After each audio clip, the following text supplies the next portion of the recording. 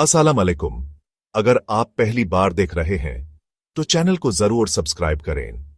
आज की कहानी एक बहुत गहरी सोच और एसेंशियल समझ से भरपूर है।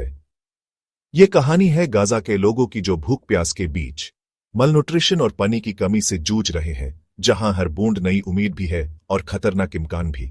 सोचिए, अगर आप किसी दिन खुद को मौसम गर्मी में पाएं, पानी के लिए तरसाते हुए, मगर जिसे पाने के बाद भी ये दार हो कि ये किसी और को बीमार कर सकता है। यही हालत अब गाजा में है। पानी मिलना जरूरी है, न सिर्फ प्यास बुझाने के लिए, बल्कि उन जख्मी इम्यून सिस्टम्स के लिए जो पहले से ही कमजोर हैं।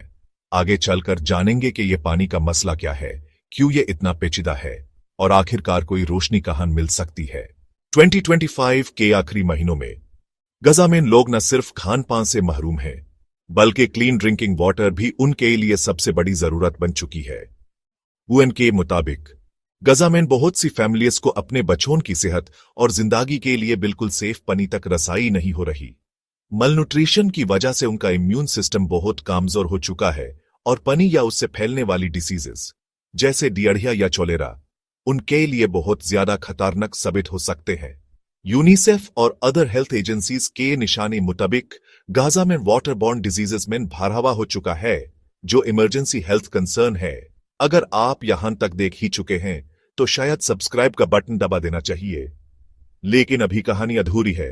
हम यहां सिर्फ फैक्ट चेक नहीं कर रहे, बल्कि ये पूछना चाहते हैं कि क्या हम सब मिलकर इस क्राइसिस के लिए कुछ कर सकते हैं। गाजा के बूमर इंफ्रास्ट्रक्चर, जंग, पीरियोडिक बम्बार्डमेंट्स और ब्लॉकेड ने बहुत कमजोर कर दिया है। पाइप्स लीक हो रहे हैं, वाटर प्यूरिफिकेशन फैसिलिटीज खराब हो चुकी हैं और इलेक्ट्रिसिटी सप्लाई भी अधूरा है, जो ट्रीटमेंट प्लांट्स चलाने में रुकावट है। इन सब के बीच एक बहुत बड़ी बात नजरअंदाज हो जाती है। जब पानी है ही नहीं तो हाइजीन, हेल्थ और डिग्निटी सब कुछ जोपर्डाइज्ड हो जाता है। यहां तहरीक टाइम्स पर हम उन कहानियों की तह तक जाते हैं जिन पर मेनस्ट्रीम मीडिया अक्सर ध्यान नहीं देता। इम्यूनिटी कमजोर होने का सीधा मतलब है बुरे में खूं, आसन में खतरनाक, डियरिया से डिहाइड्रेटेड होने का रिस्क मलन्यूट्रिशन के साथ और ज्यादा सीरियस हो जाता है। बच्चों और बुजुर्गों में डिहाइड्रेशन से ज्यादा भयानक बीमारियां जैसे चोलेरा बहुत तेज फैल जाती हैं। गाजा में ये छोटा से मसला एक बड़ी हालात बना हुआ है। पानी का निजाम टूट गया तो जिंदगी भी टूटने के दौर में घुस जाती है। यूनिसेफ ने अभी हाल ही में एक अपडेट में कहा है कि गाजा के __% हाउस होल्ड्स को डेली सेफ ड्रिंकिंग वाटर की सप्लाई नहीं मिल रही। मालन्यूट्रिशन से अफेक्टेड बच्चों की तादाद __% तक पहुंच चुकी है और उन्हीं में से __% को पानी, क्लीन ड्रिंकिंग की काफी कमी है। वाटरबॉर्न इलनेसेस जैसे डियरिया, चोलेरा की सर्जिंग इंसिडेंट्स __% तक बैड, जिससे हेल्थ इमरजेंसी का डर है। जिंदगी की असली खरीदार अवेयरनेस ही हो सकती है। मिसाल के तौर पर कुछ लोग पोर्टेबल वाटर प्यूरिफिकेशन पेन्स या फिल्टर बॉटल्स इस्तेमाल करते हैं, जिसे हम अमेज़न पर पाते हैं। मिसाल के तौर पर एक portable UV water purifier pen imagine करें जो एक छोटी बैटरी से चलती हो और कंटामिनेटेड वाटर को सेफ बना दे। लिंक डिस्क्रिप्शन में है।